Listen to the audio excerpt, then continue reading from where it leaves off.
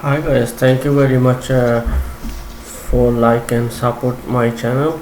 Today we are going to unbox my Viewsonic VA2261-2 model monitor, and I'll show you how I fix it. Please like and share my channel.